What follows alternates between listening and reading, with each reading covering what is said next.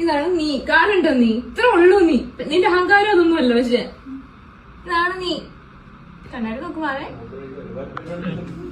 ഇതാണ് നമ്മുടെ ബെഡ്റൂം. ഇവിടാണ് ചേച്ചി ലൈവ് ഒക്കെ ചെയ്ത് വായത്താളം പഠിക്കുന്ന സ്ഥലം.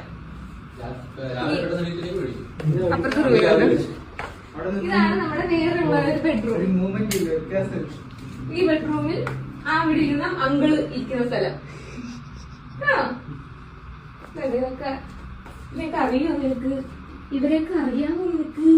കണ്ടിട്ടുണ്ടോ ഇവരെയൊക്കെ? നീ നോക്കണം.